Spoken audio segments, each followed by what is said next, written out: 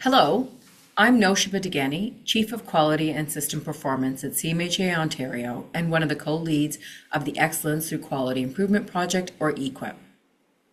And I'm Krishni Ganesan, Director of Policy and System Transformation at Addictions and Mental Health Ontario, and I'm the other co-lead of the E-QIP program.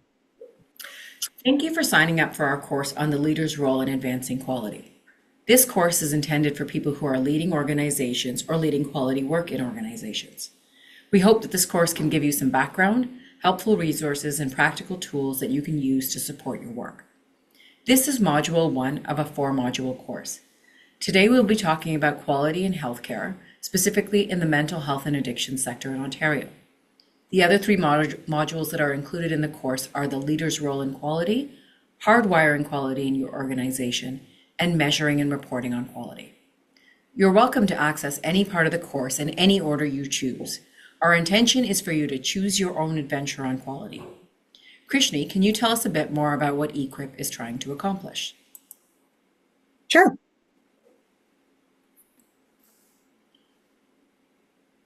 E-QIP's goal and vision are outlined on the slide here, but we're striving to support mental health and addictions providers to develop QI culture and capacity alongside data and measurement skills to assist in the delivery of high quality and evidence-based services. And at E-QIP, we engage with multiple stakeholders and planners, and this includes Ontario Health and the Ministry of Health, alongside mental health and addictions providers across the province. And we aim to support the advancement of priorities through directed QI, measurement, and data resources. The objectives of E-QIP really are to advance quality culture in organizations. We've been doing this work now for about 10 years with the funding of the Ministry of Health and the Ontario Health's Mental Health and Addiction Centre of Excellence. And our goal is to work to advance quality and data culture across organizations in collaboration with our system partners. Krishna, you're relatively new to the E-QIP portfolio at AMHO. Can you share a little bit about your role and what do you see as the value and opportunity of the work we do? Sure. So prior to working on the E-QIP portfolio, I was leading research, policy, and data work. And a lot of that work was centered around implementation of different facets of the roadmap to wellness, which we'll get into a little bit later. And these outline provincial priorities for system transformation. And I think what I've learned through my work with E-QIP is that quality and quality improvement really underpin, but also sustain system transformation. So it's been a really great opportunity to do this work at AMHO and with the broader mental health and addiction system. It really ties all of that work together. Thanks, Krishni. So today we're going to chat about what is quality and how quality improvement can help your organization continue to improve how you deliver care and help you meet your targets and accountability. Our focus is going to be on the role of organizational leaders, and hopefully there's something in this discussion for everyone. Krishni, before we dig into what is quality, can you share some of your early perceptions of quality and quality improvement? Yeah, I thought quality improvement work was really technical and that QI work could even add to the workload of already stretched organizations. But as I've learned more about quality improvement and quality work as a whole, I did really realize that this is work that organizations are already doing. You're identifying issues, determining the root causes, working through solutions, and then trying to measure the impact. So I think the benefit of structured quality work is that you're not only enhancing efficiency, safety, and equity in your organizations, but you're providing that opportunity to save time, save resources, and improve outcomes. And, the E-QIP team is here to work directly with MHA organizations to teach them about quality improvement and data, to share tools and processes, and overall just enhance the great work that's already being done in the sector. So Noshbal, I'll turn it to you and ask you, how do you think about quality? It's a really large topic. Thanks, Krishni. When I'm trying to prioritize my work, I like to go back to what's called the quadruple aim. It's a framework that was developed to help organizations to start to think about the aspects of how to measure quality. When I want to decide, am I doing something important? How is it going to influence things? I like to know, will it improve the health of the population that we're serving? Is it going to improve the experience of the clients that we serve? how are we ensuring that we're getting good value for money? I mean, at the end of the day, we are a publicly funded healthcare system, and every dollar we spend in one space is a dollar we're not spending somewhere else.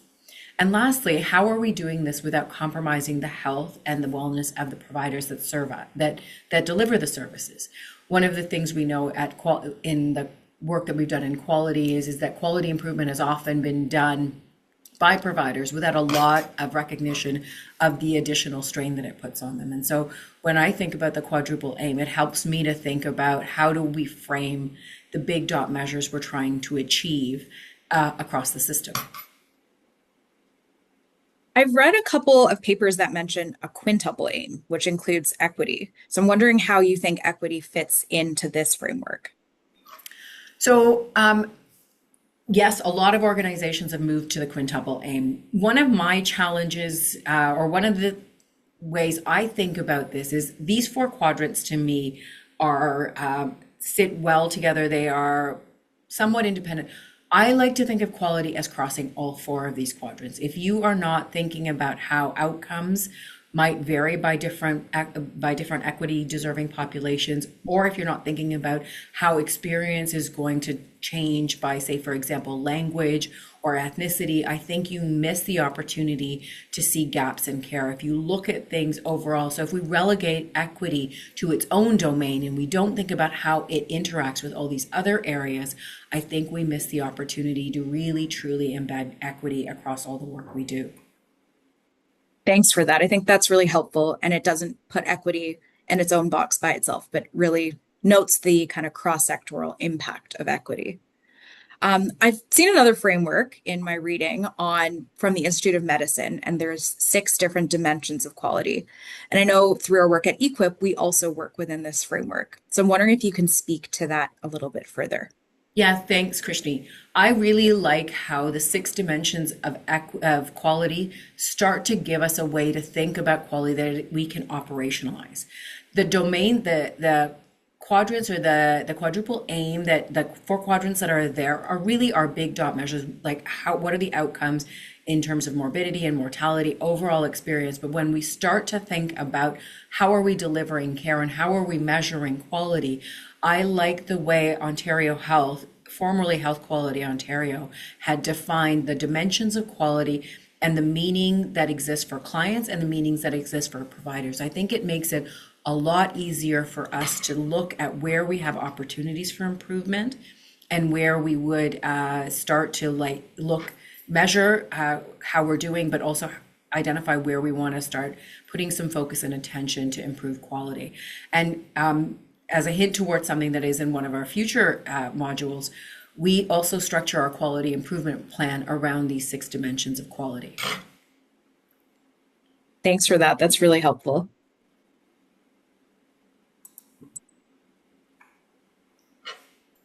So we see up on the slide a definition for quality improvement. We've been talking about quality as a whole, but I think this definition is really helpful to crystallize what quality improvement actually is. So it's, trying to improve client outcomes, trying to address stronger system performance, and leading to enhanced professional development. And I think reflecting back on the quadruple aim, you see all of those pieces embedded in this definition. But Noshba, I'm wondering, if you walked into an organization that really gets quality improvement, what does that look like in your eyes? Yeah, so quality improvement is an approach really to how do we start thinking about improving the services that we deliver. When I see an organization doing quality improvement well, I think about that it's a whole organization approach. So all the members of a team are part of quality improvement work. Importantly, the client remains at the center of any quality improvement activities.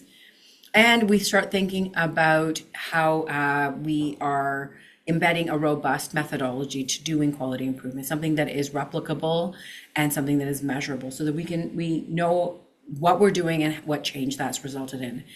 Also, lastly, really an organization that is doing well on quality gets the leader's role in quality. It's really important as the leader that you know where your resources are going. Resources are precious, and how are you advancing your quality work through aligning your activities, your quality activities with what you're trying to achieve as an organization.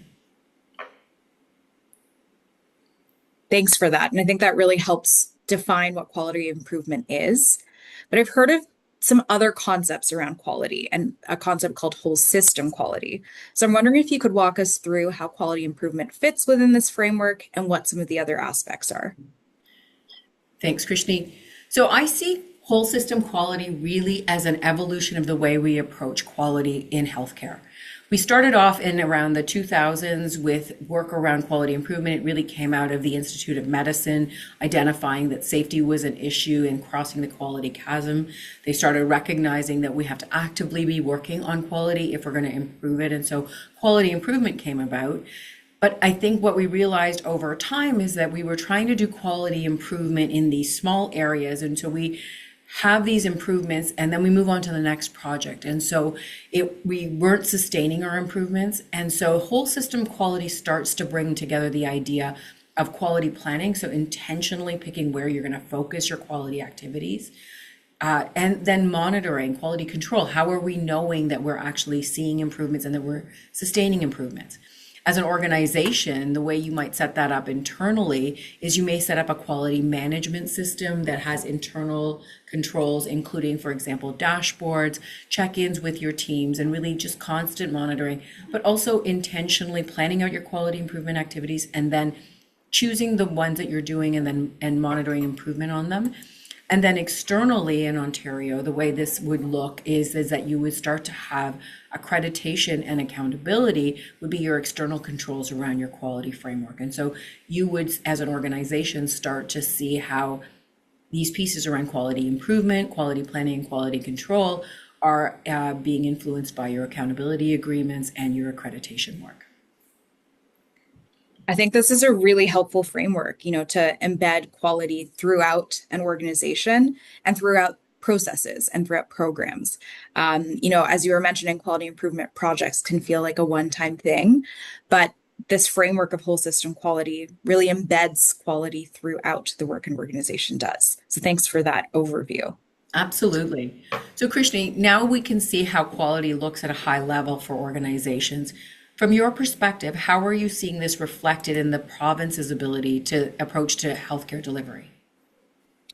Definitely. So I mentioned this up top. The Roadmap to Wellness is the province's plan to build a mental health and addiction system. It was released back in 2020.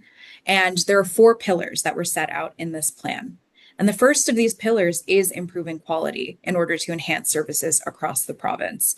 So I think, seeing quality listed as not only a pillar, but the first pillar, it really shows the emphasis and the importance of quality as essential to improve access, quality, and, the types of services that are offered across the province, and shows the province's focus in centering quality in its system transformation.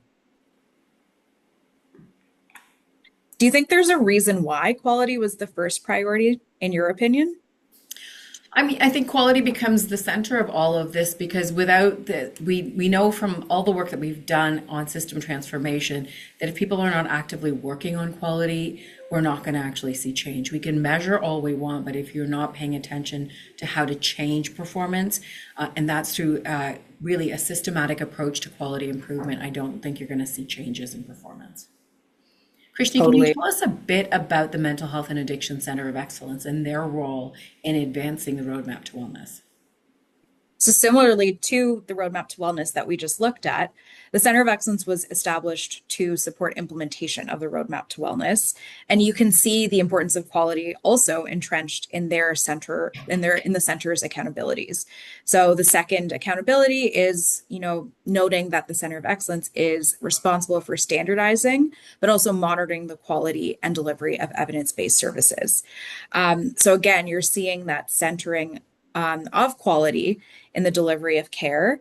And, the combination of the Roadmap to Wellness as well as the Center of Excellence having this focus on quality really demonstrates its importance and also the opportunity that exists for E-QIP to work with mental health and addictions organizations to build that muscle in quality improvement, in data, in measurement, in order to, achieve some of the goals that are being set out at a provincial level. Thanks, Krishni. So I'm hoping this has given folks a bit of a foundation in what quality is and what quality improvement is, but also how quality is really centered in some of the goals of the province. We want to help further cement your knowledge in quality and quality improvement.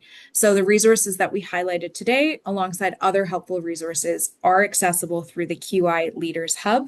And this includes things like toolkits, frameworks, research papers, a whole bunch of resources are available there. So this was the first module. We hope that you'll join us again in future modules. As Noshaba mentioned up top, we have modules in the leader's role in quality, hardwiring quality into your organization, and measuring and reporting on quality. And the Leaders Hub is a choose your own adventure format. So, you take advantage of whatever resources you think make sense for, where you're at in your journey. And we hope to see you again soon.